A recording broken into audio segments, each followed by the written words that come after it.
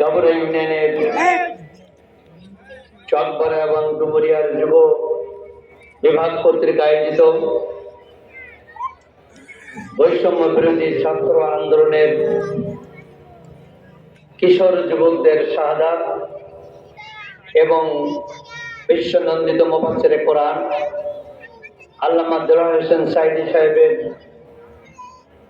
আত্মার মাগফিরাত কামনা সহ সকল মৃত ঈমানদার ব্যক্তিদের মাগফিরাত কামনার জন্য আজকের এই দোয়া এবং যুব জনতা এবং সর্বস্তরের জনগণ নিয়ে আয়োজিত জনসভার সম্মানিত সভাপতি, বিশেষ অতিথিবৃন্দ, কর্তৃপক্ষ, সাংবাদিক বৃন্দ, আমার অত্যন্ত প্রিয়ভাজন শ্রদ্ধাভাজন এলাকাবাসী, যুবক জনতা এবং ছাত্র ভাই ও বাবাজিরা, সকলকে আমার সালাম। আসসালামু আলাইকুম ওয়া রাহমাতুল্লাহি ওয়া বারাকাতুহু। আমি আল্লাহ পাকের লাখ লাখ কোটি কোটি শুকরিয়া আদায় করছি। মহান রব্বুল আলামিন পবিত্র রবিউল আউয়াল মাসের এই শেষ প্রান্তে সিরাতের মাসের এই মহাসন্ধিক্ষণে উপকূলীয় বানভাসী গাবরা ইউনিয়নের ডুমুরিয়ার এই হেফজখানার মাঠে নদী তীরবর্তী সুন্দর মনোরম পরিবেশে এই সান্ধ্যকালীন নিথর অবস্থায় একটি জনসভা করার সুযোগ দিয়েছেন। এই জন্য আমরা সকলে বলছি আলহামদুলিল্লাহ। আল্লাহ পাকের লাখ কোটি শুকরিয়া আদায় করছি। বিগত 16.5 বছর মানবতার জীবন যাপন করার পর, অলক্ষ্যে অলক্ষ্যে থাকার পর, জুলুমবাজ, সন্ত্রাসী, চাঁদাবাজি, খুনি, ফেরানি শক্তির বিপরীতে আল্লাহ পাক আমাদের আজকে বাঁচিয়ে রেখে এই উন্মুক্ত আকাশের নিচে খোলা মাঠের উপরে গাবরাবাসীকে সাথে নিয়ে প্রকাশ্য ময়দানে দুটি কথা বলার সুযোগ দিয়েছেন। এই জন্য সেই মহান রব্বুল আলামিনের কাছে আর একবার কোটি কোটি শুকরিয়া জানাচ্ছি। সকলে বলছি আলহামদুলিল্লাহ। ভাইরা আমার, অত্যন্ত সংক্ষিপ্ত সময় একটি জানাজা অংশগ্রহণ করতে হবে। আমি মৌলিক কিছু কথা পেশ করতে চাই। আপনারা রাজনৈতিক সচেতন মানুষ, নিশ্চয়ই খেয়াল আছে 2006 সালে জামাত এবং বিএনপির সম্মিলিত সরকারের পদত্যাগের পর 2006 সালের 28 অক্টোবর ঢাকার রাজপথে আওয়ামী লীগের সন্ত্রাসী বাহিনী কর্তৃক জামাত ইসলামীর ছাত্র শিবিরের 7 জন হৃদয়বান ইয়ং যুবক ছেলেকে লগি বৈঠা দিয়ে পিটিয়ে হত্যা করে তাদের মৃত্যু নিশ্চিত করবার জন্য তাদের বুকের উপরে দাঁড়িয়ে, তাদের বুকের উপরে লগি বৈঠা দিয়ে খুঁচিয়ে মৃত্যু নিশ্চিত করে তারা জয় বাংলা ধ্বনি দিয়ে যে নৃশংস হত্যাকাণ্ড চালিয়েছিল, খুনি শেখ হাসিনার রাজত্বের সূত্রপাত ওই খুনি সন্ত্রাসী অবস্থা নিয়ে সৃষ্টি হয়েছিল। 2007 এবং 2008 সালে অনুগত তত্ত্বাবধায়ক সরকার ফখরুদ্দিন মঈনুদ্দিন সরকার তাদের এই 2 বছরের অপকর্মকে রেকটিফাই করে দেওয়ার সিদ্ধান্ত নিয়ে শেখ হাসিনা দেশ থেকে বিদেশে যেয়ে ষড়যন্ত্র করে আবার দেশে ফিরে এসে ওই মঈন ফখরের সরকারের আনুগত্য করে 2009 সালে বাংলাদেশের ক্ষমতার মসনদে আরোহণ করেছিল। 9 সাল থেকে 14 সাল 5টি বছর প্রাথমিক এজেন্ডা বাস্তবায়ন করেছিল কি করে সারা জীবন সেই সব ক্ষমতায় কুক্ষিগত হয়ে থাকতে চায়। এজন্য প্রথম বিডিআর বিদ্রোহ করে এদেশের দেশপ্রেমিক 63 জন ইমানদার সৈনিককে ভারতীয় বাহিনী দিয়ে হত্যা করেছিল। বিডিআর বিদ্রোহের পর জামাত ইসলামের নেতৃবৃন্দকে অন্যায় ভাবে বিনা বিচারে আটক করে মিথ্যা কেস সাজিয়ে মাওলানা মজিবুর রহমান নিজামী, আলী আজহার মোহাম্মদ মুজাহিদ, কামরুজ্জামান সহ আব্দুল কাদের মোল্লা এবং মিন্টু ভাই, এদেরকে ফাঁসির কাছে ঝুলিয়ে তার জামাত ইসলামকে হত্যা করে, নৃশংসভাবে নেতৃবৃন্দকে হত্যা করে জামাতকে সমূলে নির্মূল করার জন্য এবং তার ভবিষ্যৎ পথ চলাকে নিষ্কণ্ঠ করার জন্য ক্ষমতার মসরুককে আরো বলাবার ব্যবস্থা করেছিল। 2009 থেকে 14 সালে এসে একটি প্রহসন নির্বাচন করলো, যে নির্বাচনে আমরা অংশগ্রহণ করেছিলাম, কিন্তু বিনা ভোটে নির্বাচন করে তন্ত্রকতা করে তাদের দলীয় প্রার্থীদেরকে ঘোষণা করে আবার ক্ষমতার মসনদে গেল। 2014 থেকে 2018 সাল, আপনাদের মনে আছে নিকটতম সময় 2018 সালে কি করলো? গভীর রাতে নির্বাচন করে, নিশি রাতে নির্বাচন করে আবহাওয়ার প্রায় 12 কোটি 11 কোটি ভোটারকে অপমান করে তারা আবার ভোটে জয়লাভ করে ঘোষণা দিয়ে ক্ষমতা যাওয়ার চেষ্টা করলো। 2018 থেকে 2024 এই সেদিনের কথা। 2024 সালে কোন বিরোধী দল নির্বাচনে অংশগ্রহণ করে নাই, সে দামি নির্বাচন করে, তুমি আর আমি নির্বাচন করে এক দলের প্রার্থীকে আবার একটি প্রহসন নির্বাচন করে 24 সালের ক্ষমতার মসনদে আরোহণ করলো। আমি সংক্ষেপে বললাম 2009 সাল থেকে 24 সাল পর্যন্ত ঘটনা।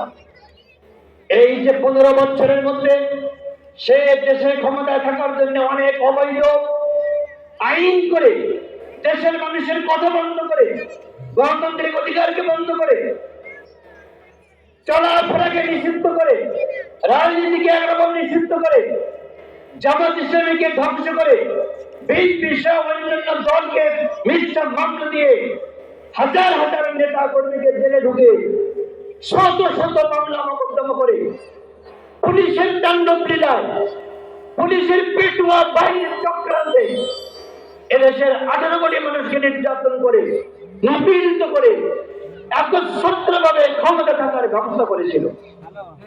ভাইরা আমার, আমি যখন গাবরে আসতাম, এই হরিশখালের গোড়ায়, ডুমুরিয়ার খেয়াঘাটে, চক্রের খেয়াঘাটে আমাদের 2 থেকে 3 জন করে কর্মী রাখতে হতো পুলিশ কখন পাড়ায় খবর দেওয়ার জন্য। আমরা পাড়ে চলে আসতাম, খবর শুনতাম পুলিশ পার হয়েছে, আমরা আবার প্রমাদ করে বৈঠক করতে পারতাম না, চলে যেতে হতো।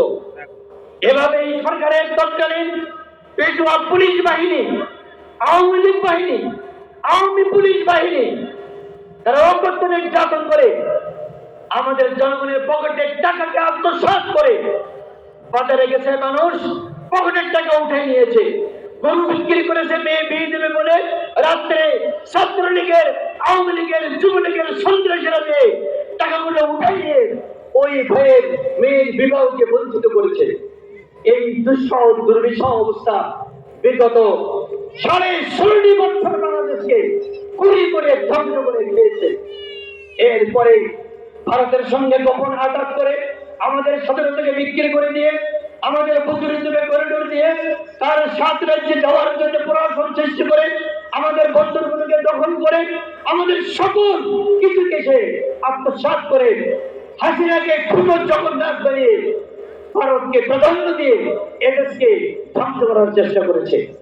সে ছিল ভারতের দাসের মতন দাসী, ভারত যা বলতো তাই সে করতো। তারা এই শিক্ষিত দিয়েছিল মোদিজি তার স্বামীজি, মোদিজিকে স্বামী বানিয়ে আর এদেশের হাসিনাকে তার স্ত্রী বানিয়ে আমাদের ইজ্জতকে নষ্ট করে, 18 কোটি মুসলমানের সম্মানকে নষ্ট করে বাংলাদেশে বিশ্বের দরবারে একটা নততর রাষ্ট্রে পরিণত করেছিল। শুধু তাই নয়, এদেশের শিক্ষা ব্যবস্থাকে সে ধ্বংস করেছে। ছেলে মেয়েদের কি করে কি পড়বে বইয়ের পাতায়, আরবি বইয়ের বলাতে সরস্বতীর পূজা দিয়ে, সরস্বতীর ছবি আঁকে আমাদের ইসলামকে, কোরআনকে, সুন্নাহকে বেইজ্জত করার চেষ্টা করেছে। বইয়ের প্রত্যেকটি পাতায় পাতায় ইসলামী নামকরণ বাদ দিয়ে, রাসূল কারীম সাল্লাল্লাহু আলাইহি ওয়াসাল্লামের জীবনী বাদ দিয়ে, খালিদ বিন ওলীদের জীবনী বাদ দিয়ে, তারেকের জীবনী বাদ দিয়ে, ইবনে বতুতার জীবনী বাদ দিয়ে, বিদেশি বিধর্মী বৌদ্ধ হিন্দুদের জীবনী দিয়ে আমাদের কোটি কোটি সন্তানদেরকে হিন্দুমুখী করার পায়তারা সৃষ্টি করেছিল। ভাইরা আমার, ছাত্র করে একদল সন্ত্রাসী ছাত্রলীগ বানিয়ে তাদের দ্বারা ইউনিভার্সিটি কলেজগুলিকে কক্ষিগত করে, হোস্টেলগুলিকে কক্ষিগত করে, টাকার বাণিজ্য করে, পার সমান টাকা লুটপাট করে ধ্বংস করেছিল।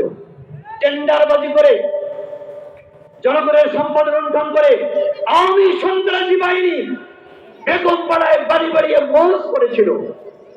হাসিনা বেগম নিজেই বলেছে, আমার বাড়ির যে দাসী সে 40,000 কোটি টাকার মালিক, সে হেলিকপ্টার ছাড়া চলে না।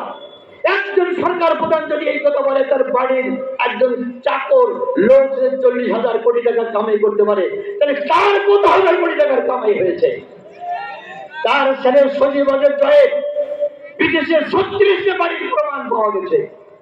এই সালমানের প্রমাণ তাকে উপদেষ্টা বানিয়ে টাকা লুণ্ঠন করার ক্ষেত্র তৈরি করে সালমানের বাড়ি যখন ঘেরাও করা হলো, দেখা গেল বস্তায় বস্তায় টাকা, বস্তায় বস্তায় টাকা লুট করেছে, আত্মসাৎ করেছে।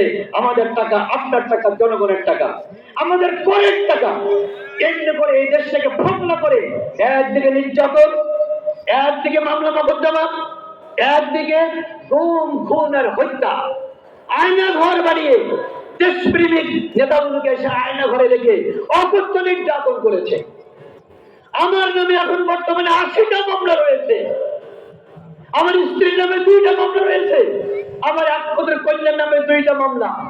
এসে যারা বসে আছেন, আপনারা আছেন, আপনার অধিকাংশের নামে ডজন ডজন মামলা রয়েছে বলে আমার জানা। ভাইরা আমার, এই সব মামলা দিয়ে, মিথ্যা মামলা, অকথ্য মিথ্যা মামলা, এই দিয়ে আমাদের জনগণকে একেবারে নিগৃহীত করে সে ক্ষমতায় টিকে থাকার ব্যবস্থা করেছে। কিন্তু ভাইরা আমার, এদেশের জনগণ অলক্ষ্যে দেখছিল বটে, কিন্তু সহ্য করতে পারে নাই। জনগণ গুমরে গুমরে উঠছিল। কিন্তু দুঃখের বিষয়, বাংলাদেশের বিরোধী দল জামাত ইসলামী, বিএনপি, চরমোনাই, সাম্যবাদী দল সহ 18 থেকে 20 দল, যারা ঢাকার রাজপথে ওই কোনো একটা টুই মেরে বলে হাজিরার বহুতল চাই, আরেক দল ওই কোনো একটা টুই মেরে বলে হাজিরার বহুতল চাই, বায়তুল বকরে একদল টুই মেরে বলে হাজিরার বহুতল চাই। এভাবে বিচ্ছিন্নভাবে তারা লাখ লাখ লোক সমাগম করেছে বটে, কিন্তু অনৈক্যের কারণে, আত্মবিশ্বাসের কারণে, মুনাফিকের কারণে হাজিরার বহুতল ত্বরান্বিত করতে পারে নাই। শেষ পর্যন্ত এদেশের যুব সমাজ, ছাত্র সমাজ, কুচিকাটা কিশোর যুবকেরা তারা ঐক্যবদ্ধ হয়ে বুকের তাজা রক্ত ঢেলে দিয়ে একটি মাত্র স্লোগান, হাসিনার বহুতল চাই, খালি হাসিনার বহুতল চাই, এই স্লোগান দিয়ে ঢাকা হাসপাতালে যখন ঐক্যবদ্ধভাবে এগিয়ে গেল, আল্লাহর মেহরবানিতে তাদের ঐক্যের কারণে, মুনাফিকি না থাকার কারণে, শহীদি জন্ম নিয়ে এগিয়ে যাওয়ার কারণে আল্লাহ পাক হাসিনার পতন ত্বরান্বিত করলেন। আলহামদুলিল্লাহ। আমি প্রায় উদাহরণ দিয়ে থাকি, আপনারা পড়েছেন সূরার মধ্যে তাইরান আবাবিল তারমিহিম বিহিজারাতিন মিন সিজ্জিল, পড়েছেন না সূরায়? আল্লাহ পাক তন্দ মেহরবানি করেছেন, আবাবিল পাখির মতো ওই ছোট ছোট বাচ্চাদের দিয়ে, তাদের হাতে মধ্যে লাঠি নাই, অস্ত্র নাই, বন্দুক নেই, কিছু নেই, শুধু মনোবল নিয়ে এগিয়ে গেছে, ইমান নিয়ে এগিয়ে গেছে। একটি মাত্র 3,000 বহুতল চাই। আল্লাহ পাক তাদের সে ঐক্যবদ্ধ প্রচেষ্টাকে কবুল করে হাসিনাকে এদেশ থেকে বিতাড়িত করতে তারা বাধ্য করেছে। হাসিনা বিতাড়নের আগে বন্ধু বলেছে, বঙ্গবন্ধু কন্যা পালাতে জানে না, পালাতে জানে না। দেখা গেল 5ই আগস্ট লেজ গুটিয়ে হাসিনা এদেশ থেকে পালিয়ে হেলিকপ্টার করে ভারতের দিল্লিতে আশ্রয় নিয়েছে। ভাইরা আমার, বিজয় হলো কিশোর জনতার, বিজয় হলো ছাত্র জনতার। ওই ছাত্র যুবক জনতাকে আমরা স্যালুট করি, তাদের সম্ভাষণ করি। পেপারে দিয়েছে 1600 কতজনকে তারা হত্যা করেছে রক্তের গঙ্গা বয়ে দিতে ঢাকার রাজপথে। এই মায়েদের বুক যারা খালি করলো, এই ছাত্র জনতা, এই যুবক কিশোররা, এরা প্রধানমন্ত্রীত্ব চায় নাই, এরা প্রেসিডেন্ট চায় নাই, এরা ক্ষমতা চায় নাই, এরা খড়ি হাসিনার পতন চেয়েছিল। ঠিক কিনা বলে? আল্লাহ পাক তাই তাদের দোয়াকে কবুল করেছেন। আজকে আমরা তাদের দ্বারা আজকে উন্মুক্ত মানে করার সুযোগ পেয়েছি, তাদের জীবনের বিনিময়ে আপনাদের সঙ্গে দেখা করার সুযোগ পেয়েছি, তাদের রক্তের বিনিময়ে আমরা বাংলাদেশকে দ্বিতীয়বার স্বাধীন করতে পেরেছি, আলহামদুলিল্লাহ। কিন্তু কথা হলো ভাইয়েরা, এই দ্বিতীয়বার স্বাধীন, এই স্বাধীন পুরোপুরি এমন হতে পারে নাই। আমরা বিজয়ের শেষ সিঁড়ির ধাপে দাঁড়িয়ে আছি। অনেক ষড়যন্ত্র চলছে। 5 আগস্টের পরে বিচার বিভাগীয় কু হয়েছিল, সেনাবাহিনীর মধ্যে কু হয়েছিল, আনসার বাহিনীরা কু করেছিল, মনে আছে আপনাদের? একমাত্র ষড়যন্ত্র এই তত্ত্বাবধায়ক সরকারের পতন ঘটানো। আল্লাহর মেহরবানি, ওই ছাত্র জনতা খবর পেয়ে আবার সবগুলোকে নস্যাৎ করে দিয়েছে। আজকে আমাদের প্রয়োজন ঐক্যবদ্ধ হওয়া। আমরা কি চাই যারা ওকে লুটপাট করেছে, খুন খারাপি করেছে, চাঁদাবাড়ি করেছে, একচ্ছত্র নেতৃত্ব করেছে, ফেরাউনি রাজত্ব কায়েম করেছে, ওই রাজত্ব আবার কায়েম হোক, এটাকে আমরা চাই? যদি তা না চাই, তাহলে এখন দেখতে পাচ্ছে দেশের মধ্যে অনেক ঘাটকে মেরে থাকা ব্যক্তিরা, ঘাটকে মেরে থাকা দলেরা আবার সেই চাঁদাবাদি শুরু করেছে, আবার সেই ঘের দখল শুরু করেছে, অন্যের উপরে আত্মসন্ত্রাস চেষ্টা শুরু করেছে। আমাদের নেতৃবৃন্দ বলে থাকেন, একটা লুটেরাকে হুটিয়ে দিয়ে আর একটি লুটেরাকে আমরা ক্ষমতায় বসাতে চাই না। আমরা চাই যারা লুটপাট করে না, খুন খারাপি করে না, চাঁদাবাজি করে না, ইমানদারির সঙ্গে চলে, এই দেশের আক্রমণে মানুষের সাথে নিয়ে চলতে চায়, তাদের রাজত্ব কায়েম করে ওই শত শত যুবক ছাত্র জনতার রক্তের ঋণ আমরা শেষ করতে চাই, শোধ করতে চাই। আপনাকে রাজি আছেন?